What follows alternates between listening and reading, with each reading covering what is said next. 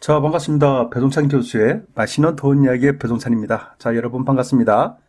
큰일 났다. 삼성, 롯데, 부동산은 내 던지다. 삼성그룹하고 롯데그룹에서 이제 부동산을 팔기 시작했죠. 물론 지금 오늘의 당장 이야기는 아니죠. 뭐 삼성이나 롯데 같은 경우에는 몇 년 전부터 부동산을 계속 매각하려고 이렇게 시도들을 하고 있었죠. 이처럼 대기업에서 이제 부동산을 팔기 시작했다라는 겁니다.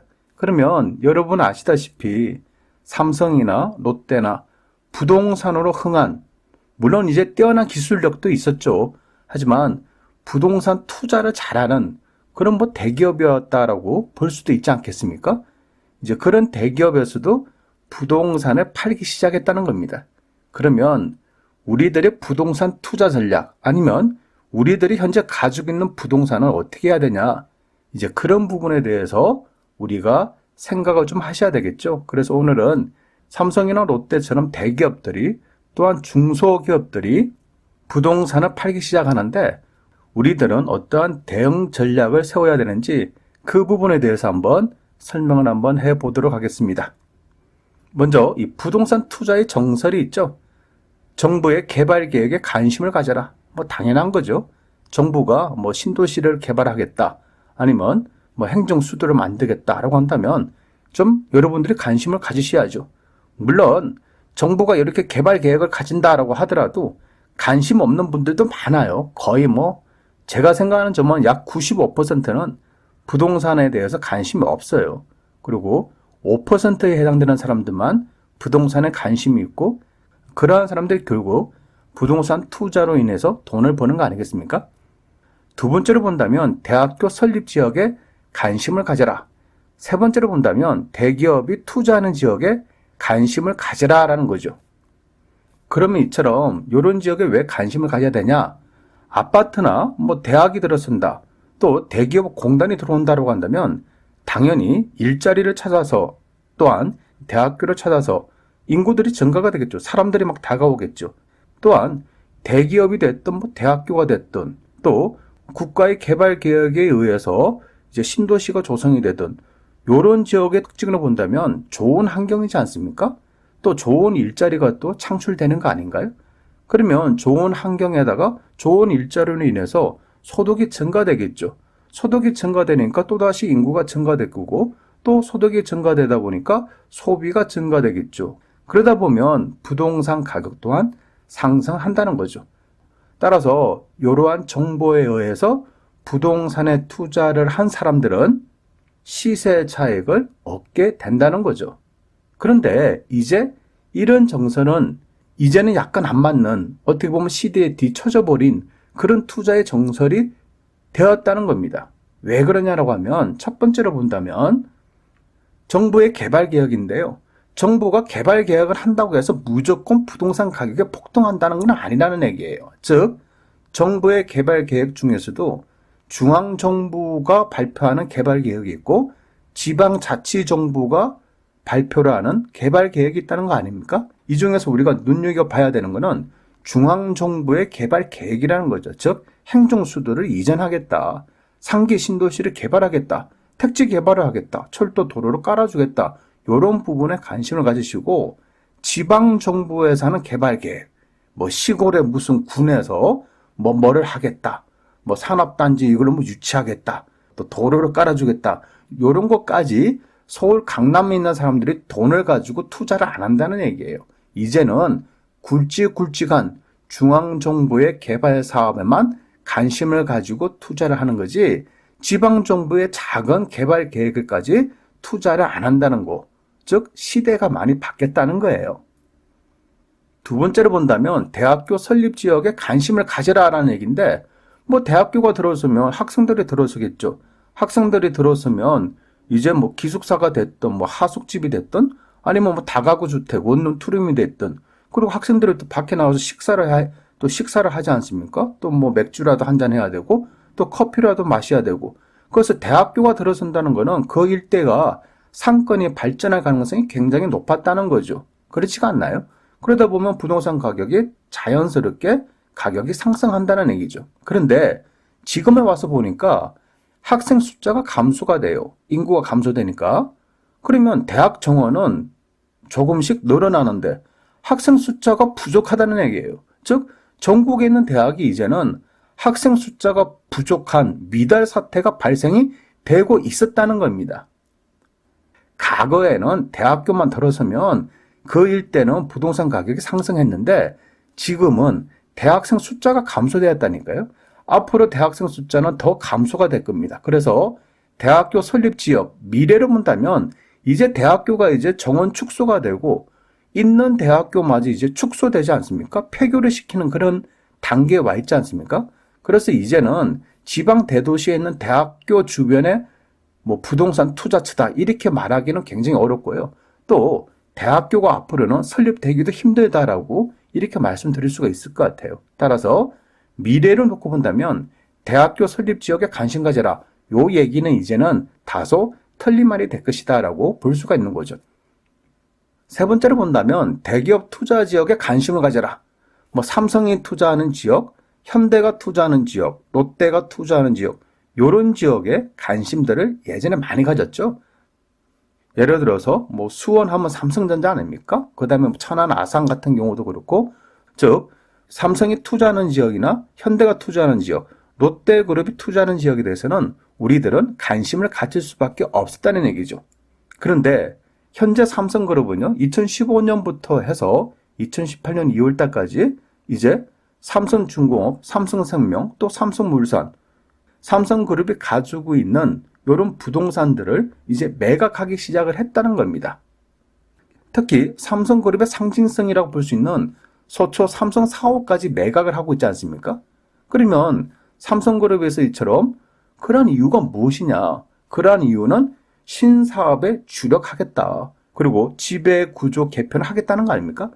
어떻게 보면 명분에 집착하지 않는 실리를 추구하겠다. 그런 쪽으로 이제 삼성그룹이 움직인다라고 볼 수가 있겠죠.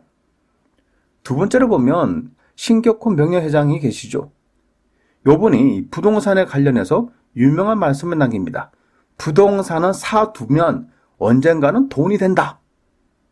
1946년 일본 부동산을 매집하기 시작했고요. 1970년 서울 반도호텔 부지를 매입하여 롯데백화점과 롯데호텔을 만들죠.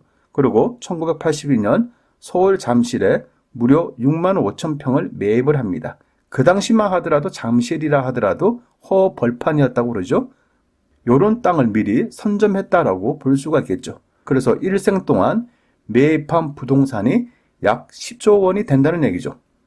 이처럼 롯데그룹이라고 하면 먼저 부동산이라고 우리가 생각을 할 수밖에 없어요.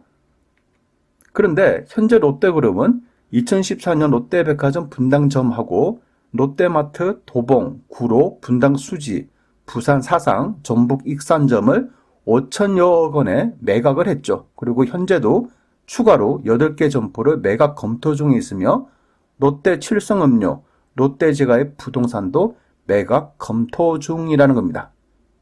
이처럼 롯데그룹이 부동산을 매각하는 이유는요, 재무 건전성 확보 차원이라는 얘기죠. 그런데 우리가 좀 눈여겨보셔야 될 부분이 뭐냐고 한다면 이 롯데그룹은요, 김영삼 정부 때 세금을 그렇게 압박을 해도 부동산을 매각을 안 했다는 얘기입니다. 그리고 1997년 하반기에 IMF 외환위기가 발생했다 하더라도 부동산만큼은 절대 매각을 안 했다는 얘기예요. 그런 롯데그룹이 이제 부동산을 매각을 한다는 얘기예요. 부동산을 팔기 시작했다는 얘기입니다. 따라서 부동산 자산을 보면 1등, 2등, 3등이 삼성그룹, 현대자동차그룹, 롯데그룹인데 지금 삼성하고 롯데가 부동산을 매도 중이라는 얘기입니다. 중요한 거는 이 삼성과 롯데, 이 부동산으로 흥한 부자 그룹들이 아닌가요? 그리고 웬만해서는 부동산을 팔지 않았던 그런 대기업이라는 거죠. 이런 대기업에서 뭐 부동산에 관련된 정보가 없어서 부동산을 팔까요? 이런 그룹들이 한국 경제나 세계 경제를 보는 시각이 좀 부족해서 부동산을 팔기 시작할까요? 저는 부동산을 놓고 본다면 이처럼 삼성이나 롯데그룹에서 부동산을 팔기 시작했다는 것은 부동산 시장을 한 번쯤은 다르게 해석을 해야 되지 않을까. 무조건 부동산의 가격이 오른다라는 이런 얘기보다 또 부동산 가격이 무조건 떨어진다 이런 얘기보다는 왜 삼성과 롯데가 부동산을 하나씩 정리를 할까? 이 부분에 대해서 여러분이 좀 의구심을 한번 가질 필요가 있다는 겁니다. 또한 삼성그룹이나 롯데그룹만 부동산을 매각하고 있는 건 아니죠. 우리나라의 삼성그룹과 롯데그룹 말고 다른 대기업들도 부동산을 매각하려고 하고 있다는 거고요. 또 중소기업마저도 과거에는 부동산을 사재기 시작했잖아요. 공장을 짓기 위해서 또 건물을 증설하기 위해서 얼마나 중소기업 사장님들이 부동산을 사재기를 했나요? 그런데 지금 놓고 본다면 이렇게 사재기한 부동산, 공장이 됐든 건물이 됐든 토지를 됐든 지금 팔기 위해서 안달이 난 그런 시대가 지금 도래가 되었다는 거죠. 이처럼 옛날에는 이 중소기업이 됐든 대기업이 됐든 부동산을 사재기 위해서 노력했다면 지금은 부동산을 팔기 위해서 노력을 한다는 거예요. 이러한 시국에 부동산 가격은 무조건 오른다. 조금만 기다려라. 이렇게 말씀하는 것보다 부동산은 또 무조건 하락한다. 봐라. 삼성도 팔고 롯데도 판다. 그래서 조금 더 기다리면 무조건 하락한다. 이런 시각보다는 현재의 눈으로 쳐다보는 시각이 필요한 것 같아요. 즉, 과거에는 부동산을 사두면 무조건 올라갔다. 그런 시절이 있었다는 것에 대해서 그냥 솔직하게 인정을 해야 되겠죠. 과거에 부동산 사신 분들, 아파트가 됐든 토지가 됐든 거의 다 이득을 보셨지 않습니까? 그리고 현재는 어떠냐? 현재는 오르는 지역은 올라가고 떨어지는 지역은 떨어지고 재미없는 지역은 재미없는 그런 부동산 양극화 시장이지 않습니까? 그런데요, 미래는 어떻게 될 것이냐? 미래는 어떻게 될까요? 일단은 부동산에 대해서 큰 손이죠. 아주 큰 손. 대기업 아닙니까?